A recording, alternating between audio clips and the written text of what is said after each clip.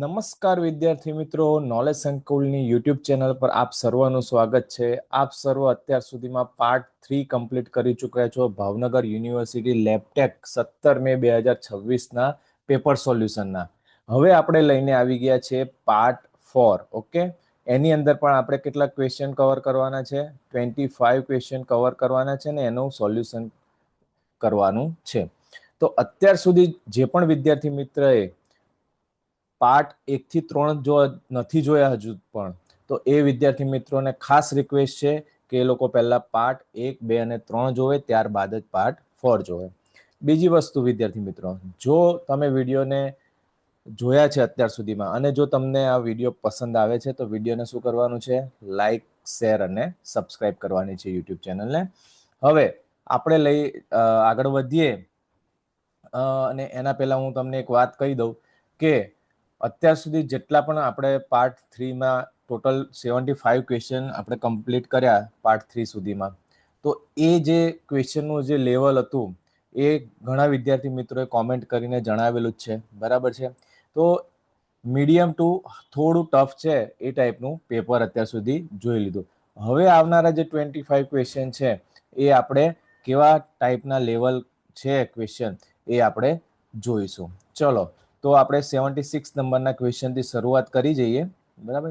તમને કંઈક ના કંઈક નવું જોવા મળશે આ પેપરમાં, જેથી કરીને હું આ પેપરને ખાસ એમ્ફેસાઇઝ કરીને દરેક વિદ્યાર્થી મિત્રને કહું છું કે આખા જે ક્વેશ્ચન છે એ આખા મતલબ વિડીયોની અંદર જોવો. એને અંદર કાઉન્ટર ક્વેશ્ચન જે પૂછાવાના છે ને એ પણ આપણે કવર કરીએ છીએ. ઓકે, ચલો. તો 76 નંબરનો ક્વેશ્ચન છે, in a centrifuge RCF stand four.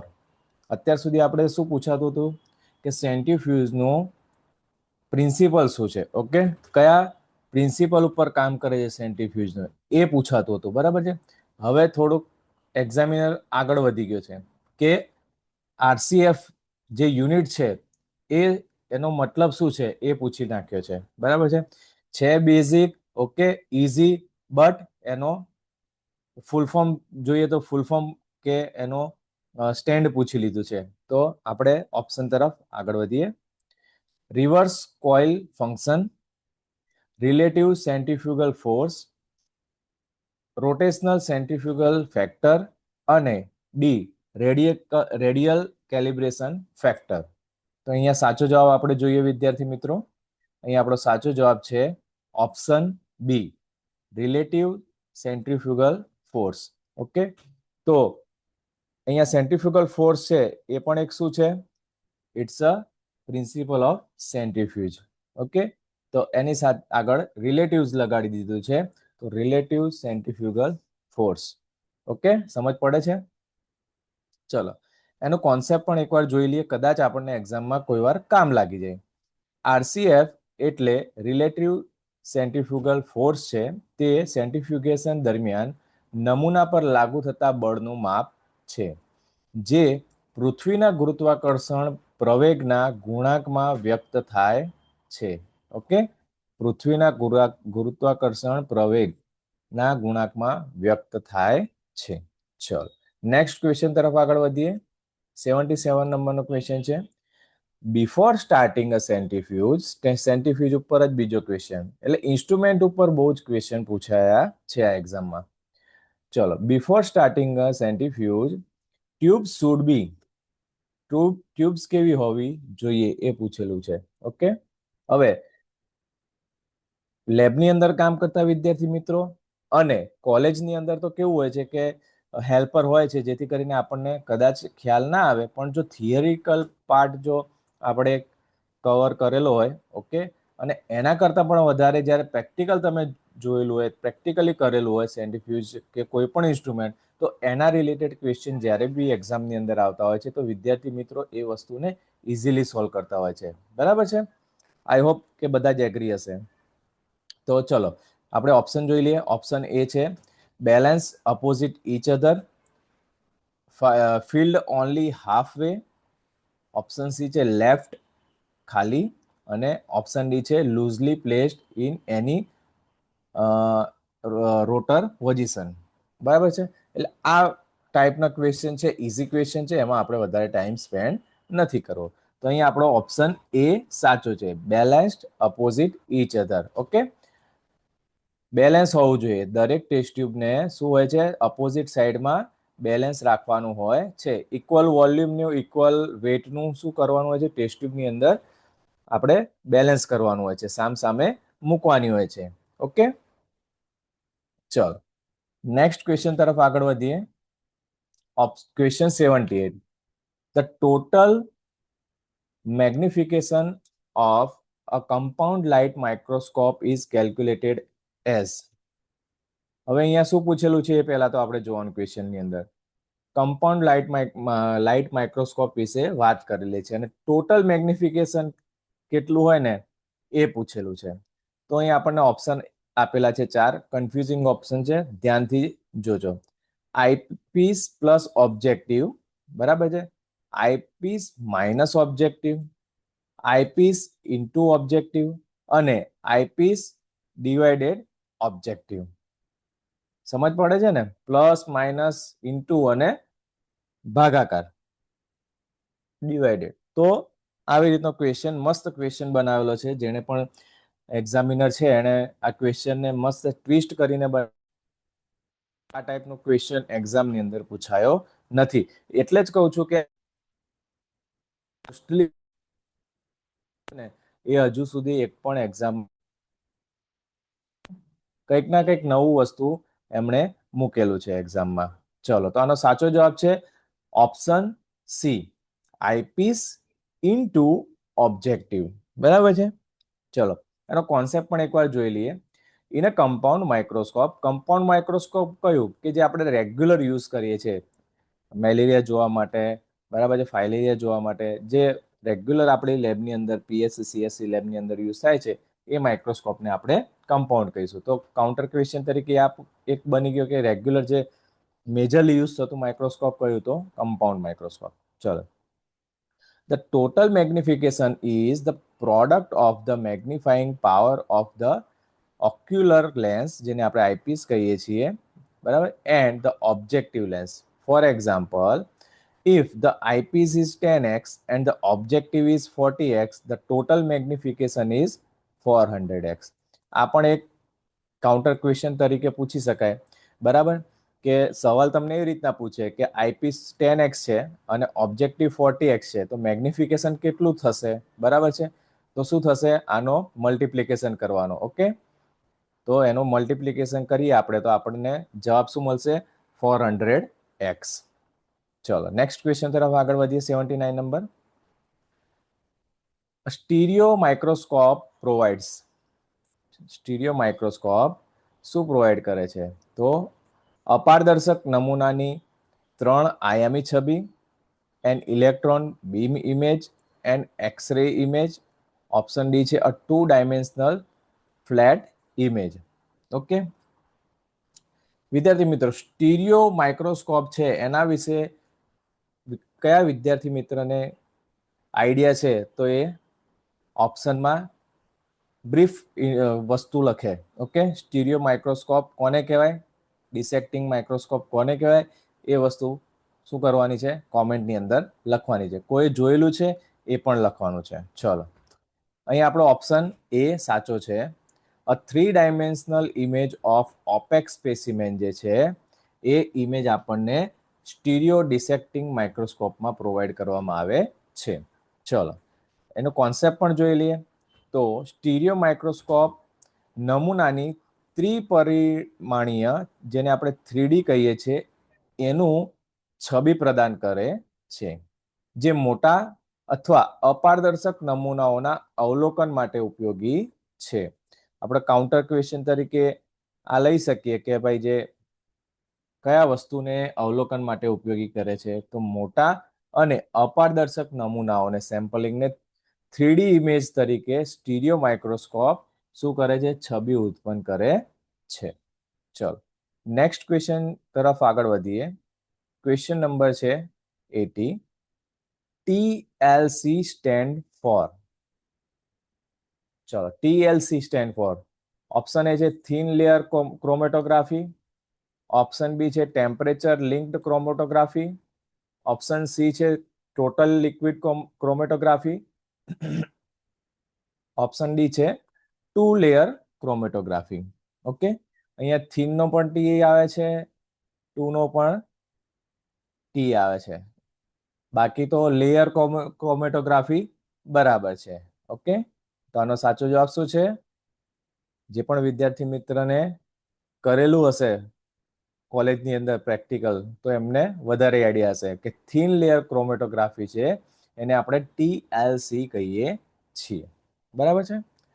એકવાર કોન્સેપ્ટ પણ જોઈ લઈએ કે TLC stand four thin layer chromatography, which is a widely used analytical technique to separate non-volatile mixture. Okay, non volatile મિક્સચરને સેપરેટ કરવા માટે થિન લેયર ક્રોમેટોગ્રાફીનો ઉપયોગ કરવામાં આવે છે. ચલો નેક્સ્ટ ક્વેશ્ચન તરફ આગળ વધીએ એના પહેલા ખાસ એક જાહેરાત કરી લઈએ કે આપણે અત્યારે પાર્ટ 4 રનિંગ છે અને એના માટે ખાસ વિદ્યાર્થી મિત્રોનો જે બહોળો પ્રતિસાદ છે કે વ્યૂ પણ તમે આખા કહેવાય ને કે પેપર સોલ્યુશન જોવો છો. કેમ જોવો છો? બીકોઝ આવનારી એક્ઝામમાં આપણે પાસ થવાનું છે. બરાબર. પીવાયક્યુ એટલા માટે જ જરૂરી છે કે એક્ઝામિનરનું માઇન્ડસેટ કેવું છે ને એ આપણને ખ્યાલ આવે. તો ખાસ લેબોરેટરી ટેકનિશિયનના કોર્સ માટે એસએમસી અને આવનારી જીપીએસએસબી માટે તમને theory e books Gujarati plus English language બંનેમાં, એમસીક્યુ, મોડેલ પેપર્સ, બધી જ વસ્તુ ઓનલી એન્ડ ઓનલી 4000 રૂપીઝની અંદર પ્રોવાઈડ કરવામાં આવે છે. તો તમારે રાહ નથી જોવાની, નોલેજ સંકુલની ટીમ સાથે જોડાઈ જાઓ અને તૈયારી શરૂ કરી નાખો. ઓકે, ચલો નેક્સ્ટ ક્વેશ્ચન તરફ આગળ વધીએ. ક્વેશ્ચન નંબર 81 છે the SI unit of mass is. એકદમ બેઝિક ક્વેશ્ચન બટ ટફ લાગે એવો ક્વેશ્ચન છે. ચલો, પાઉન્ડ, મિલીગ્રામ, કિલોગ્રામ કે ગ્રામ?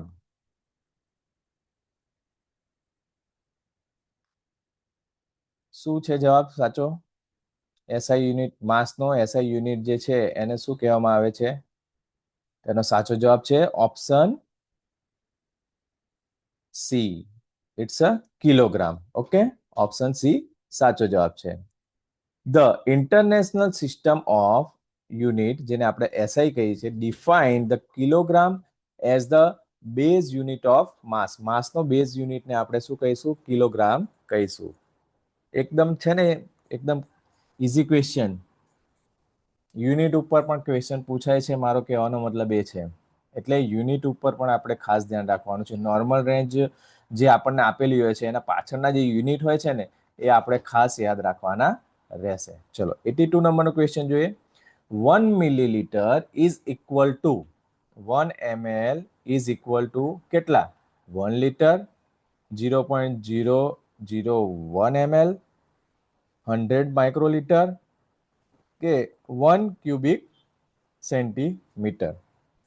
તો અહીંયા આપણે જોઈએ કે 1 ml is equal to 1 litre તો થશે નહીં, એટલે આ ઓપ્શન ખોટો જ છે. બરાબર છે.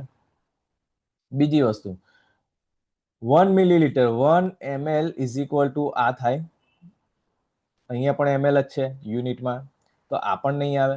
હવે ઓપ્શન બચે આપણી પાસે બે, સી અને ડી. 100 ml બરાબર છે અને 1 ક્યુબિક સેન્ટીમીટર. ઓકે, હવે માઇક્રોલીટર જે છે એ 1 ml બરાબર 100 થાય? કોઈ પણ દિવસ થાય? ના થાય. તો બટ ઓબ્વિયસ, જો કોઈ વ્યક્તિને ખ્યાલ ના પણ આવ્યો હોય અને લોજિક વાપરેલું હોય, બરાબર છે, તો એ ઓપ્શન કયો ટીક કરીને આવ્યો હશે? Option D. જે પણ વિદ્યાર્થી મિત્રએ ઓપ્શન ડી સિલેક્ટ કરેલો હશે એ સાચો છે. બરાબર છે. તો એનો આપણે રાઈટ આન્સર જોઈ લઈએ. Option D is the right answer, because 1 milliliter is defined as the volume of 1 cubic centimeter. આ ખાસ ધ્યાન રાખજો વિદ્યાર્થી મિત્રો. આવનારી એક્ઝામમાં કદાચ કેલ્ક્યુલેશન બેઝ પણ ક્વેશ્ચન પૂછે ને તો આપણને એ વસ્તુ ઇઝીલી આવડી જાય. તો 1 ml ઇઝ ઇક્વલ ટુ શું થાય છે? 1 cc થાય છે. એટલે 1 ml is equal to 1 cubic centimetre. Okay, સમજ પડે છે ને વિદ્યાર્થી મિત્રો? યસ નો કોમેન્ટ કરવાનું રાખજો. ચલો 83 નંબરનો ક્વેશ્ચન જોઈએ. A 1 molar solution contain, બરાબર છે, 1 molar solution contain 1 gram of solute per 100 ml, 1 gram of solute per liter, 1 equivalent of solute per liter અને 1 mole of solute per liter of solution. ચલો, આ વસ્તુ કેમેસ્ટ્રી બેઝ પ્રશ્ન કહી શકાય, આપણે પ્યોર કેમેસ્ટ્રી બેઝ પણ પ્રશ્ન કહી શકાય. તો જે પણ વિદ્યાર્થી મિત્રએ કેમેસ્ટ્રી કરી હોય અને આ ક્વેશ્ચનનો આન્સર આવડતો હોય તો એ કોમેન્ટ જરૂર કરશે. બરાબર છે. ચલો, તો આનો સાચો જવાબ જોઈ લઈએ આપણે વિદ્યાર્થી મિત્રો. 1 molar solution contain 1 mole of solute per liter of solution. બરાબર છે. હવે એની કોન્સેપ્ટ પણ જોઈ લઈએ કે molarity is a concentration unit defined as the number of moles of solute dissolved in 1 liter of solution. આ ખાસ યાદ રાખજો, 1 liter solution ની અંદર 1 mole of solute ને આપણે શું કહીશું? 1 molar solution. Okay, 1 molar solution is equal to 1 mole of solute per 1 liter of solution. Okay, સમજ પડે છે ને વિદ્યાર્થી મિત્રો? આવી ઈઝી વસ્તુ એક્ઝામની અંદર પૂછાય છે અને આપણો 1 માર્ક્સ રોંગ પડે છે, એ વસ્તુ ના થવી જોઈએ, એના માટેનું જ આ પેપર સોલ્યુશન છે. ચલો, નેક્સ્ટ 84 નંબરનો ક્વેશ્ચન જોઈએ.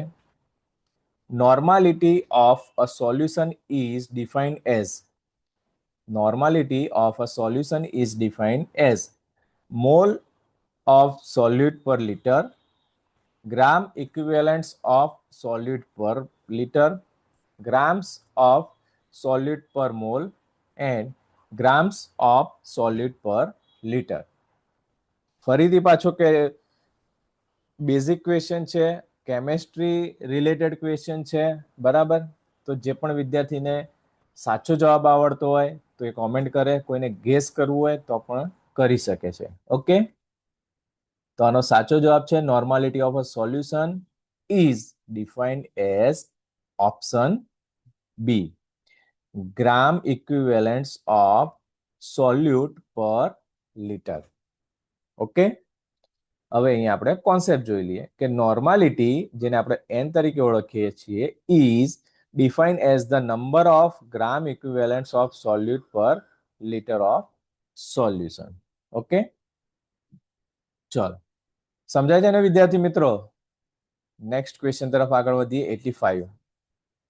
To prepare a 10% weight by volume NaCl solution, one should શું ઉમેરીએ તો 10% weight by volume solution બને?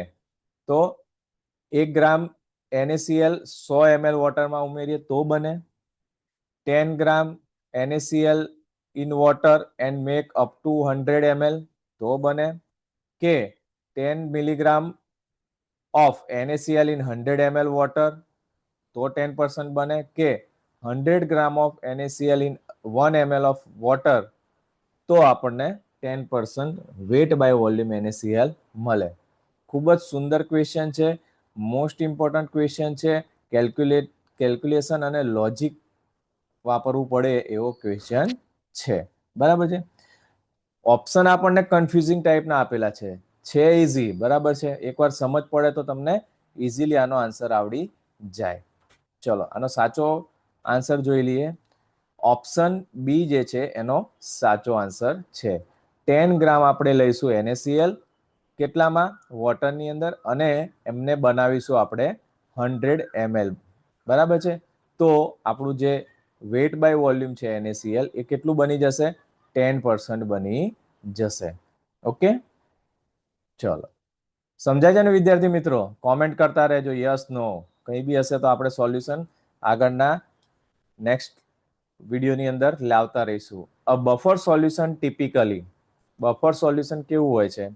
તો has no measurable pH, change its pH rapidly on dilution, it always strongly acidic, કે resist changes in pH on addition of small amount of acid or base. પહેલી વાત તો આપણને પૂછેલું છે buffer વિશે question, બરાબર છે? તો બફર સોલ્યુશનનો પ્રકૃતિ કેવી હોય છે? બફર સોલ્યુશનની પ્રકૃતિ કેવી હોય? તો બફર સોલ્યુશનની પ્રકૃતિ એવી હોય કે જો એસિડ હોય અને એની અંદર આપણે એડ કરીએ તો એ બફર સાઈડ જતું રહે, અને એસિડ હોય અને એસિડ વાળું કોન્સન્ટ્રેશન હોય એની અંદર બફર નાખીએ તો શું થશે? આલ્કલાઇન સાઈડ આપણે જશે, અને આલ્કલાઇન હોય અને ત્યાં આપણે બફર નાખીએ તો એસિડિક જશે. ઇટ મીન્સ કે બફરનું કામ છે બેલેન્સિંગ કરવું. ઓકે, તો આપણો સાચો જવાબ છે ઓપ્શન ડી. તો શું છે આ? It resists changes in pH on addition of small amount of acid or base. Acid હોય કે બેઝ હોય, બંનેની અંદર આપણે ઉમેરવાથી એના ફેરફારને શું કરે છે? અટકાવે છે. કાઉન્ટર ક્વેશ્ચન તરીકે આપણે પૂછાઈ શકે છે, બરાબર છે? તો અહીંયા આપેલું છે કોન્સેપ્ટ. બફર સોલ્યુશન એ એક જલીલ દ્રાવણ છે, બરાબર છે, જે નબળા એસિડ અને તેના સંયુગ્મી બેઝ અથવા તેનાથી ઉલટું મિશ્રણ હોય છે, જે પીએચ ફેરફારોનો પ્રતિકાર કરે છે. ઓકે, મસ્ત ક્વેશ્ચન છે. એકદમ કહેવાય ને કે બેઝિક સાઈડથી ક્વેશ્ચન લીધેલા છે એક્ઝામિનરે. ચલો 87 નંબરનો ક્વેશ્ચન જોઈએ. Phosphate buffer saline PBS generally has a pH of about, PBS ની pH પૂછેલી છે 5, 7.4, 10.0 કે 2.0. ફોસ્ફેટ બફર સલાઇન એની પીએચ કેટલી હોય? તો એની પીએચ કેટલી હોય વિદ્યાર્થી મિત્રો? એની પીએચ હોય છે 7.4. 7.4 મીન્સ કેવું કહેવાય? It's a slightly alkaline. Okay, તો ફોસ્ફેટ બફર સલાઇન એ પાણી આધારિત મીઠાનું દ્રાવણ છે, જેમાં disodium hydrogen phosphate, sodium chloride અને કેટલાક ફોર્મ્યુલેશનમાં પોટેશિયમ ક્લોરાઇડ અને પોટેશિયમ ડાયહાઇડ્રોજન ફોસ્ફેટ હોય છે. બફર 7.4 નું સતત પીએચ જાળવવામાં મદદ કરે છે. ઓકે, જે આઇસોટોનિક છે અને મોટાભાગના કોષો માટે બિનઝેરી સાબિત થાય છે. ઇટ મીન્સ કે પીબીએસ જે છે એનું પીએચ 7.4 છે. ચલો નેક્સ્ટ ક્વેશ્ચન તરફ આગળ વધીએ. ક્વેશ્ચન 88 છે. Serial ડાયલ્યુશન is mainly used to. Serial ડાયલ્યુશન આપણે કરતા હોઈએ છીએ, બરાબર છે? વિડાલની અંદર કરીએ છીએ, ઘણી બધી ટેસ્ટની અંદર આપણે સિરિયલ ડાયલ્યુશન કરતા હોઈએ છીએ. તો એમાં શું કરીએ છીએ? તો સ્ટરીલાઇઝ ધ સોલ્યુશન કરીએ છીએ, decrease concentration step by step in a known ratio, કે ઇન્ક્રીઝ કોન્સન્ટ્રેશન સ્ટેપ વાઇઝ, કે હીટ ધ સોલ્યુશન. સિરિયલ ડાયલ્યુશનમાં હીટ કરવાનું આવે છે? નો. ઓકે, તો આપણો સાચો જવાબ શું છે? સિરિયલ ડાયલ્યુશનની અંદર આપણે શું કરીએ છીએ? કોન્સન્ટ્રેશન જે છે એ ડિક્રીઝ કરતા જઈએ છીએ. Decrease concentration step by step in a known ratio. Okay, તો ધારો કે આપણે અહીંયા 100% હોય વસ્તુ, બરાબર છે? તો જેમ જેમ આગળ વધીએ એમ એમ આપણે શું થાય છે? 80%, 60%, બરાબર છે, 50%, એ રીતના ડાયલ્યુશન ઘટતું જશે. ઓકે, ચલો નેક્સ્ટ ક્વેશ્ચન તરફ આગળ વધીએ. 89 number. 1 in a 10 dilution means, 1 in a 10 dilution નો અર્થ શું થાય?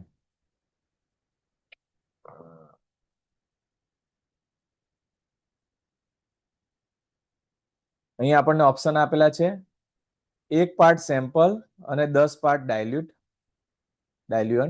10 પાર્ટ સેમ્પલ અને 1 part ડાયલ્યુન્ટ, equal part of sample and diluent, and 1 part sample plus 9 part diluent. મસ્ત ક્વેશ્ચન છે. હવે કેમેસ્ટ્રી બેઝ ઉપર બધા 25 ક્વેશ્ચન છે ને એની અંદર તમને બહુ જ વ્યવસ્થિત ક્વેશ્ચન તમને જોવા મળે. આગળના જે 75 ક્વેશ્ચન હતા એ પણ ટુ ધી પોઈન્ટ હતા, અને અપ ટુ માર્ક હતા, બરાબર છે? દરેકે દરેક ક્વેશ્ચન બહુ જ સુંદર લીધેલા છે. એમાં કેવું છે કે કોમ્પિટિશન, હેલ્ધી કોમ્પિટિશન કોને કહેવાય? જ્યારે આ ટાઈપના ક્વેશ્ચન આવે એક્ઝામની અંદર ત્યારે જે કહેવાય ને કે જેને ખરેખર મહેનત કરી હોય એક્ઝામની અંદર, તો એવા વિદ્યાર્થીના પાસ થવાના ચાન્સીસ વધી જશે. અને જો એવા વિદ્યાર્થીઓ ખરેખર જે કહેવાય ને કે યોગ્ય છે એ જગ્યાને, અને એ જ વિદ્યાર્થી મિત્ર જો જોબ કરે તો એ વિદ્યાર્થીને શું છે કે એ લાયક કહેવાય છે પોસ્ટ. ઓકે, તો ખાસ વસ્તુ ધ્યાન રાખજો, તૈયારી ફૂલ કરવાની રહેશે. નાનામાં નાનું, બરાબર છે, યુનિટથી લઈને કોઈ પણ બેઝિક વસ્તુથી લઈને એડવાન્સ સુધીની દરેક વસ્તુની તૈયારી આપણે એક્ઝામની અંદર રાખવાની છે. તો આનો આપણે આન્સર જોઈ લઈએ. આનો આન્સર છે ઓપ્શન ડી. બરાબર છે. 1:10 ડાયલ્યુશન ક્યારે કહેવાય? જ્યારે એક પાર્ટ આપણે સેમ્પલ લઈએ અને 9 પાર્ટ શું લઈશું? ડાયલ્યુઅન્ટ લઈશું, ત્યારે આપણે 1:10 નું ડાયલ્યુશન કહી શકીએ. બરાબર છે. ચલો નેક્સ્ટ ક્વેશ્ચન તરફ આગળ વધીએ. અને ખાસ વિદ્યાર્થીઓ, હજુ પણ તમે જો વિડીયોને લાઈક નથી કર્યો, ચોથા પાર્ટ સુધી પણ તમે જોવા માટે ઈગર છો, બરાબર, રાહ જોઈને બેઠા છો, અને હું તમારા માટે ચોથો પાર્ટ પણ લાવી દીધો છે. બરાબર છે. તમને આની પીડીએફ પણ મળવાની છે, તો તમારે વિડીયોને ખાસ કોમેન્ટ અને લાઈક કરતા રહેવાનું છે. બરાબર છે. ચલો 90 નંબરનો ક્વેશ્ચન છે. Moist heat sterilization is best carried out using. કયા ઇન્સ્ટ્રુમેન્ટની અંદર મોઇસ્ટ હીટનો યુઝ થાય છે? સ્ટરીલાઇઝેશનમાં મોઇસ્ટ હીટ આપણે યુઝ કરીએ છીએ, બરાબર છે, આપણે ભણી ચૂક્યા છીએ. તો એ કયા ઇન્સ્ટ્રુમેન્ટમાં યુઝ થાય છે? બન્સન બર્નરમાં, મેમ્બ્રેન ફિલ્ટરમાં, ઓટોક્લેવમાં કે હોટ એર ઓવનમાં? આ બે જે વસ્તુ છે એની અંદર આપણને કન્ફ્યુઝન ઘણીવાર થઈ જાય છે. ઓકે, તો એનું એક સિમ્પલ સોલ્યુશન છે. અહીંયા શું લખેલું છે? Hot air oven. Okay, hot એટલે આપણે એમ સમજી શકીએ ડ્રાય, બરાબર છે. તો આપણો સાચો જવાબ શું હોઈ શકે? Option C. ઓટોક્લેવની અંદર આપણે શું કરીએ છીએ? મોઇસ્ટ હીટનો યુઝ કરીએ છીએ સ્ટરીલાઇઝેશન માટે. સિમ્પલ છે. ઓટોક્લેવના પ્રિન્સિપલમાં આ વસ્તુ આપણે શીખી ચૂક્યા છીએ, એટલે આમાં આપણે વધારે ટાઈમ નથી બગાડવાનો. કઈ કઈ વસ્તુ ઓટોક્લેવની અંદર સ્ટરીલાઇઝ થાય છે એ વસ્તુ તમારે મને હવે શું કરવાની છે? કોમેન્ટની અંદર જણાવવાની છે કે ઓટોક્લેવનો યુઝ આપણે કઈ કઈ વસ્તુને સ્ટરીલાઇઝ કરવા માટે કરીએ છીએ. એક્ઝામની અંદર વારંવાર પૂછાય છે, એટલા માટે હું તમને પૂછી રહ્યો છું. ચલો, જે પણ વિદ્યાર્થી મિત્રને આવડતું એ કોમેન્ટ કરે. ચલો 91 નંબરનો ક્વેશ્ચન જોઈએ. Dry heat sterilization is done using. ચલો સેમ ટુ સેમ પાછું બંને ઇન્સ્ટ્રુમેન્ટ માટે ક્વેશ્ચન થઈ ગયો. એટલે આ ટાઈપના કહેવાય ને કે કવર આપણાથી કવર થઈ જાય ને એ ટાઈપના ક્વેશ્ચન આપણને પૂછ્યા છે. તો અહીંયા આપણને હોટ એર ઓવન આપેલું છે, યુવી લાઇટ આપેલું છે, ઓટોક્લેવ આપેલું છે અને મેમ્બ્રેન ફિલ્ટર આપેલું છે. ઓકે, તો જો પેલાનો આપણને ક્વેશ્ચન આગળનો જે સ્લાઇડ હતી એનો જો સાચો જવાબ હશે ને તો જ આનો સાચો જવાબ પડશે. બાકી જો એમાં લોચો માર્યો તો આમાં પણ રોંગ થઈ જશે. બરાબર છે. જેથી કરીને આપણું બેઝિક તો ક્લિયર હોવું જોઈએ. તો આપણો સાચો જવાબ છે option A, hot air oven. Hot means કે ડ્રાય, ગરમ, ગરમ મીન્સ કે ડ્રાય. એવી રીતના આપણે શું કહેવાનું? શોર્ટ રીતના મેમરીમાં આપણને યાદ રહે ને એવી રીતના યાદ રાખી લેવાનું. જેમ યાદ રહે એમ આપણે વસ્તુ રાખી લેવાની. એક્ઝામ માટે તો ખાસ યાદ રાખી લે. બીજી વસ્તુ, હવે અહીંયા આપણને પૂછેલું છે કેટલું રાખવું પડે. તો 2 કલાક માટે રાખવું પડે. કેટલું? કેટલા ડિગ્રી સેલ્સિયસ હોય છે ટેમ્પરેચર? તો 160 ડિગ્રી ટેમ્પરેચર હોય છે. બરાબર છે. ચલો, આ કાઉન્ટર ક્વેશ્ચન તરીકે આપણે યાદ રાખીશું. ચલો બીજો એક ક્વેશ્ચન વિદ્યાર્થી માત્ર આના ઉપરથી કાઉન્ટર ક્વેશ્ચન એ બને કે મેમ્બ્રેન ફિલ્ટર જે ખરું એમાં સ્ટરીલાઇઝેશન કઈ કઈ વસ્તુઓનું થાય એ તમારે મને કહેવાનું છે. કેટલા વિદ્યાર્થી મિત્રને આવડે છે મને કોમેન્ટ કરે કે મેમ્બ્રેન ફિલ્ટર છે એના દ્વારા કઈ કઈ વસ્તુનું સ્ટરીલાઇઝ આપણે કરી શકીએ છીએ. બહુ જ મોસ્ટ ઇમ્પોર્ટન્ટ છે આ ક્વેશ્ચન. એક્ઝામની અંદર નથી આવડતો ઘણા વિદ્યાર્થીઓને. આ પછી એમ કહે ને કે ક્વેશ્ચન આવી જાય પછી એમ કે હા એમ કે પેલે વાંચ્યું હોય તો સારું પડતે. એ વસ્તુ કરવાનું આપણે અત્યારથી જ તૈયારી કરવાની છે. ચલો, હીટ સેન્સિટિવ સોલ્યુશન જેની અંદર means serum are sterilized by okay flaming, membrane filtration, ઉકાળીને કે ઓટોક્લેવિંગથી. આનો જવાબ આગળની સ્લાઇડમાં મેં તમને પૂછ્યો એ જ છે, પણ જો તમે એનો જવાબ આપેલો હશે કોમેન્ટની અંદર તો દરેક વિદ્યાર્થી મિત્રને કોંગ્રેચ્યુલેશન કે તમારો જવાબ જે છે જો આવડતો હોય અને જો સાચો પડ્યો તો દરેકને કોંગ્રેચ્યુલેશન. ઓકે, તો અહીં આપણો સાચો જવાબ છે મેમ્બ્રેન ફિલ્ટ્રેશન. બરાબર, એક્ઝામની અંદર મોસ્ટ ઇમ્પોર્ટન્ટ છે, અત્યારે હોટ ટોપિક કહેવાય ને. બરાબર છે, તો આના ઉપર જે પણ ક્વેશ્ચન આવતા હોય એ બધા જ આપણે કવર કરવાના છે. મેમ્બ્રેન ફિલ્ટ્રેશનની અંદર એન્ટીબાયોટિક્સ, વિટામિન અને સિરમ આ ત્રણ વસ્તુ ફોર એક્ઝામ્પલ ફિલ્ટ્રેશનથી સ્ટરીલાઇઝેશન કરીએ છીએ. બરાબર છે, ચલો ત્યારબાદ ક્વેશ્ચન 93 જોઈ લઈએ. Flaming is most commonly use to sterilize. ફ્લેમિંગથી શું સ્ટરીલાઇઝ કરીએ છીએ? મોસ્ટ કોમનલી પૂછેલો છે આ વસ્તુ, વર્ડિંગમાં ખાસ ધ્યાન રાખવાનું છે વિદ્યાર્થીઓએ. તો ગ્લાસ સ્લાઇડ છે, inoculation, loops and needle tips, petri dish કે પાઇપેટ ટિપ્સ. ઓકે, તો અહીં આપણને શું પૂછેલું છે? આપણે સ્ટરીલાઇઝ તો ગ્લાસ સ્લાઇડ પણ કરીએ છીએ, પેટ્રી ડીશ પણ ઘણી વાર થાય છે, પાઇપેટ્સ પણ થાય છે, પણ મોસ્ટ કોમનલી યુઝ કયો થાય છે? મોસ્ટ કોમનલી યુઝ થાય છે ઓપ્શન બી, ઇનોક્યુલેશન, લૂપ અને નીડલ ટિપ્સ. ચલો હવે એક ક્વેશ્ચન તમને એ પૂછું, બહુ જ મસ્ત ક્વેશ્ચન છે, દરેક જણ આનો આન્સર આપે કે આ જે લૂપ હોય છે, ઇનોક્યુલેશન લૂપ, બરાબર છે, આપણે એમ આ રીતનો જ્યારે કલ્ચર કરીએ છીએ ત્યારે આ રીતનો વાયર હોય છે, બરાબર છે. તો આ વાયર જે હોય છે એ કયા મટીરિયલ્સનો બનેલો હોય છે એ તમારે મને કહેવાનું છે. રૂટીન યુઝની અંદર જે આપણે યુઝ કરીએ છીએ તો એના માટે આ મટીરિયલ જે છે એ કયાનું હોય છે? બરાબર છે, બે ધાતુનું હોય છે, ચલો એ ટીપ એ પણ તમને આપી દો. તો તમારે મને કહેવાનું છે કઈ કઈ વસ્તુનો થાય છે. અહીંયા A પ્લસ B બે વસ્તુનો યુઝ થાય છે ને એ એક મિશ્ર ધાતુ બને છે. તો એ તમારે મને કોમેન્ટ કરવાની છે. એક્ઝામની અંદર એક્ઝામની અંદર પૂછાઈ ગયેલું છે. ઓકે, ચલો નેક્સ્ટ ક્વેશ્ચન તરફ આગળ વધીએ. 94. Bacteriological filters used for sterile filtration typically have a pore size of, આવી ગયું ને પોર સાઇઝની ક્વેશ્ચન, 0.22 માઇક્રોમીટર, 10 માઇક્રોમીટર, 2.2 માઇક્રોમીટર કે 22 માઇક્રોમીટર. તો બાયોલોજિકલ ફિલ્ટર જે સ્ટરીલાઇઝેશન માટે આપણે વાપરીએ છીએ ફિલ્ટ્રેશન માટે, તો એની પોર સાઇઝ કઈ હોય છે એ પૂછેલી છે. મેં હમણાં કીધું ને કે મેમ્બ્રેન ફિલ્ટ્રેશન ઉપરના જે પણ ક્વેશ્ચન હોય એ આપણે યાદ રાખવાના રહેશે.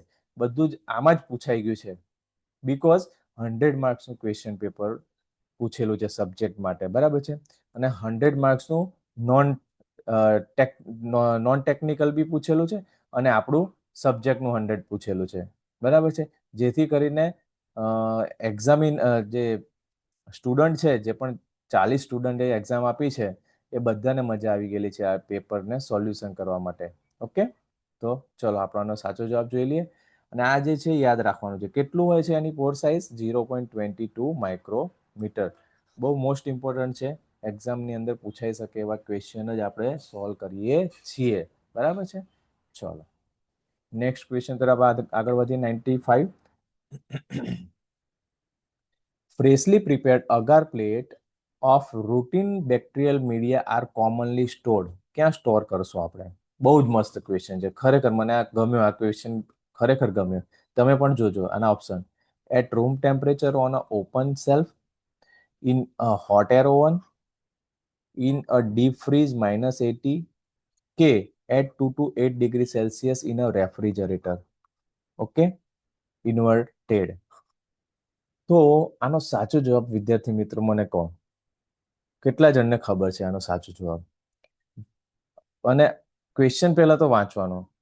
શું ક્વેશ્ચન કે છે કે આપણે અગાર પ્લેટ પહેલા તો બનાવીએ છીએ, બરાબર છે. કલ્ચર તો ત્યારબાદ કરીશું, પણ જે અગાર પ્લેટ જેને બનાવી હશે ને એને ખબર હશે કે બનાવ્યા પછી એને સ્ટોર ક્યાં કરવાની. આપણને શું હોય છે, રેડીમેડ પ્લેટ મળી જાય છે, એટલે આપણને ખબર નથી પડતી કે ભાઈ આ પ્લેટ કોણે કેવી રીતના બનાવી, અંદર કમ્પોઝિશન શું છે, બરાબર છે, કઈ જગ્યાએ સ્ટોર કરેલી છે એ આપણને ખબર પડતી નથી. પણ જે વિદ્યાર્થી મિત્ર એ ખરેખર બનાવી હશે અને સ્ટોર કરી હશે એ વિદ્યાર્થી મિત્રને આનો જવાબ ઇઝીલી આવડ્યો હશે. તો આનો સાચો જવાબ છે વિદ્યાર્થી મિત્રો ઓપ્શન ડી. ઓકે, આપણે જ્યારે ફ્રેશલી અગાર પ્લેટ બનાવીએ છીએ ત્યારબાદ એને 2 to 8 ડિગ્રી સેલ્સિયસ પર રાખીએ છીએ. ઓકે, ચલો બીજી વસ્તુ. હવે આના ઉપરથી કાઉન્ટર ક્વેશ્ચન કયો બને કે ધારો કે આપણે ફ્રેશલી પ્રિપેર અગાર પ્લેટની ઉપર જ્યારે કલ્ચર કરીએ છીએ, બરાબર છે, તે કલ્ચર કરેલી પ્લેટ કયા ઇન્સ્ટ્રુમેન્ટમાં આપણે મૂકીએ છીએ, બરાબર છે, અને કેટલા ડિગ્રી સેલ્સિયસ પર આપણે એને ઇન્ક્યુબેટ કરવી પડે. ઓકે, તમારે મને ટેમ્પરેચર જણાવવાનું છે કોમેન્ટમાં. કયું ઇન્સ્ટ્રુમેન્ટમાં મૂકશો અને કેટલા ટેમ્પરેચર પર મૂકશો એ વસ્તુ તમારે મને કોમેન્ટ કરવાની છે. ચલો નેક્સ્ટ ક્વેશ્ચન તરફ આગળ વધીએ. 96. A proper culture media label should include. Proper culture media labels should include only the volume, only the date of preparation, મીડિયાનું નામ, તૈયારીની તારીખ, બેચ નંબર અને એક્સપાયરીની તારીખ, only the users name. 4 ઓપ્શનમાંથી તમને કયો યોગ્ય લાગે છે કે કયો ઓપ્શન સાચો છે? બટ ઓબ્વિયસ બધાને જ સી ઓપ્શન સાચો લાગે છે, બીકોઝ આવા ક્વેશ્ચન લગભગ 7 થી 8 ક્વેશ્ચન આવા પૂછાય કે જેમાં ઓપ્શન જે છે એક એવો હોય છે કે જેની અંદર બધી જ વસ્તુનો સમાવેશ થાય છે અને એ ઓપ્શન હંમેશા સાચો છે 7 થી 8 ક્વેશ્ચનની અંદર. બરાબર છે, તો મીડિયાનું નામ, બરાબર છે, ડેટ, પ્રિપેરેશન, બેચ નંબર અને એક્સપાયરી તારીખ સહિત આપણે શું કરવાનું હોય છે જ્યારે બનાવીએ ત્યારે લખવાનું હોય છે. ઓકે, ચલો નેક્સ્ટ ક્વેશ્ચન તરફ આગળ વધીએ. 97. The most important principle of aseptic technique is. aseptic technique no most important principle કયો છે? Okay, keeping things colorful, wearing gloves only, working as quickly as possible, કે preventing contamination of culture and worker. તો આનો સાચો જવાબ શું છે વિદ્યાર્થી મિત્રો 97 નો? બટ ઓબ્વિયસ વસ્તુને રંગીન રાખીને આ બધા ઓપ્શન તમને જે છે ને એમાં એકદમ મસ્ત તમે એને એલિમિનેટ કરી શકો કે ભાઈ આ વસ્તુ તો ના જોઈએ, આ વસ્તુ તો ના જોઈએ, અને તમારા માટે મસ્ત એકદમ સાચો જવાબ તમારી આંખની સામે આવી જાય એવું પેપર છે કે preventing contamination of culture and worker.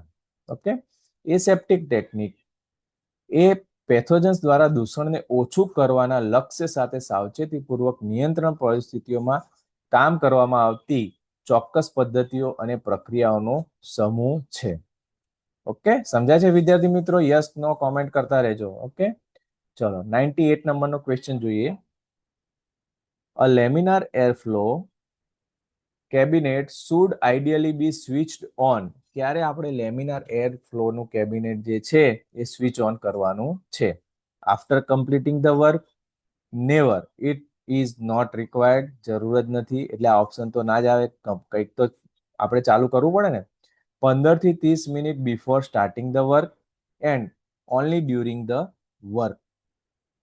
Super question છે. આ ટાઈપના ક્વેશ્ચન મને ગમ્યા કે એક્ઝામિનરે એકદમ કહેવાય ને કે પ્રેક્ટિકલ બેઝ, અને જે પણ વિદ્યાર્થી મિત્રએ આના ઉપર કામ કરેલું હોય એ વિદ્યાર્થી મિત્રને ખાસ આ ક્વેશ્ચન તો આવડ્યા જ હશે મારા હિસાબે. બરાબર છે, તો આનો સાચો જવાબ છે option C. Laminar air flow જે છે ઇન્સ્ટ્રુમેન્ટ એ જ્યારે આપણે કામ શરૂ કરીએ એની અંદર એના 15 થી 30 મિનિટ બિફોર સ્ટાર્ટ કરવાનું હોય છે. ઓકે, ચલો એના ઉપર જ આગળ નેક્સ્ટ ક્વેશ્ચન બને છે. તો લેમિનાર એર ફ્લો ની અંદર યુવી લેમ્પ હોય છે, જોયો છે કોઈ વિદ્યાર્થી મિત્ર? તો એ યુવી લેમ્પ જે છે એ ક્યારે ઓન કરવાનો છે? ઇન્સ્ટ્રુમેન્ટ બેઝ ઉપર કેટલા ક્વેશ્ચન છે જોયા ને વિદ્યાર્થી મિત્રો? યસ, તો before and after, but not during work. Option B છે continuous, just a minute, option B છે કન્ટિન્યુઅસલી ડે એન્ડ નાઇટ, જે રોંગ છે, ના જ હોવું જોઈએ. Only when room lights are off, એ પણ ના હોય. Throughout the working session, બરાબર છે, તો આ પણ નથી, પ્રોપર ઓપ્શન નથી. તો સાચો જવાબ શું છે આપણો? ઓપ્શન સી જે છે એ સાચો છે. Okay, before and after but not during work. તો યુવી લાઇટ થી શું થાય છે એ જોઈ લઈએ કે UV light is used for sterilization. UV light નો યુઝ શાના માટે કરીએ છીએ આપણે? સ્ટરીલાઇઝેશન માટે કરીએ. તો સ્ટરીલાઇઝેશન ક્યારે કરવાનું? Before and after use, because UV radiation is harmful two human skin and eyes. Okay, ખાસ ધ્યાન રાખજો કે સ્કિન અને આઈઝ ને યુવી લાઇટ થી એનું રેડિયેશન આપણને ખતરનાક છે, જેથી કરીને આપણે કામ કરતા પહેલા અને કામ કર્યા પછી એને ઓન કરવાની રહેશે. કામ દરમિયાન એને ઓન કરવાની નથી. It must be turn off while the operator is working. Okay, good. I hope કે દરેકને આ ક્વેશ્ચન સમજ પડતી હશે. ચલો, ભાવનગર યુનિવર્સિટી લેબટેક, બરાબર છે, એનામાં આજે પાર્ટ 4 ની અંદરનો લાસ્ટ ક્વેશ્ચન છે. ઓકે, એ પણ આપણે સોલ્યુશન જોઈ લઈએ. Correct loading of an autoclave required. Super question છે, બરાબર છે, પ્રેક્ટિકલી ક્વેશ્ચન છે, લોજિક વાપરવું પડે એવો ક્વેશ્ચન છે. A tightly packed load, an overfilled chamber, loosely arrange load to allow free steam penetration, completely sealed container. હવે ઓટોક્લેવની અંદર જ્યારે આપણે વસ્તુ મૂકીએ છીએ, મેં તમને પૂછ્યું આગળ ક્વેશ્ચન કે ઓટોક્લેવની અંદર જે કઈ કઈ વસ્તુઓને આપણે સ્ટરીલાઇઝ કરવા માટે મૂકીએ છીએ, બરાબર છે, એ વસ્તુ તમે મને જો કોમેન્ટ કરી હશે તો એના ઉપર જ આ ક્વેશ્ચન છે કે જો તમે એને મૂકો અને એકદમ ટાઈટ કરીને મૂકી દેશો તો એ સ્ટરીલાઇઝ કેવી રીતના થશે? તો આનો સાચો જવાબ શું બને છે વિદ્યાર્થી મિત્રો? આનો સાચો જવાબ એ બને છે કે થોડું લૂઝલી અરેન્જમેન્ટ રાખવાની, જેથી કરી ઓટોક્લેવની જે સ્ટીમ જે છે એ અંદર પહોંચી અને એને સ્ટરીલાઇઝ કરી શકે. ઓકે, તો આપણો સાચો જવાબ શું છે? Option C, loosely arrange load to allow free steam penetration. Okay, આનો કોન્સેપ્ટ પણ આપણે સમજી લઈએ કે આના ઉપરથી કોઈ કાઉન્ટર ક્વેશ્ચન આવતું હોય તો આપણે જોઈ લઈએ. Effective sterilization in an autoclave rely on steam reaching all surface. જો દરેક સરફેસ સુધી સ્ટીમ પહોંચવી જોઈએ. A loosely arranged load ensure that steam can circulate and penetrate the items being sterilized. સમજ પડે છે ને વિદ્યાર્થી મિત્રો કે એવી રીતના વસ્તુઓને આપણે મૂકવાની છે, બરાબર છે, કે જેથી કરીને સ્ટીમ દરેક વસ્તુ સુધી પહોંચી અને સ્ટરીલાઇઝ કરી શકે છે. બરાબર છે, આ ઓટોક્લેવનું કહેવાય ને કે પ્રિન્સિપલ પણ તમે કહી શકો છો, બરાબર, એની એક્ટિવિટી પણ તમે કહી શકો છો. ચલો, તો આપણે અત્યાર સુધીમાં ટોટલ કેટલા ક્વેશ્ચન કવર કર્યા? ટોટલ 100 ક્વેશ્ચન કવર કર્યા, અને દરેકે દરેક ક્વેશ્ચન કેવા છે? ટોપ ક્વેશ્ચન છે, સ્ટાર ક્વેશ્ચન છે દરેકે દરેક. તો તમારે હવે શું કરવાનું છે? ખરેખર જો આ સોલ્યુશન તમને પસંદ આવ્યું હોય તો તમારે આ વિડીયોને લાઈક કરવાનો છે, તમારા મિત્રો સુધી શેર કરવાનો છે. હવે બીજી વસ્તુ એક કહું કે તમારે હવે કયા ક્વેશ્ચન પેપર તમને જોઈએ છે એનું તમારે મને લિસ્ટ કોમેન્ટ કરવાનું છે, બરાબર છે. તો એ વસ્તુનું આપણે સોલ્યુશન ટૂંક સમયમાં લાવીશું, બરાબર છે. વિડીયોને લાઈક કરજો, કંઈક કોમેન્ટ કરજો કે હા તમને ગમે છે, નથી ગમતું, કંઈ પણ વસ્તુ, બરાબર છે. તમારી તૈયારી કેવી ચાલે છે એ પણ તમે કોમેન્ટ કરી શકો છો. નેક્સ્ટ વિડીયોમાં મળીશું. ત્યાં સુધી જય હિન્દ, જય ભારત.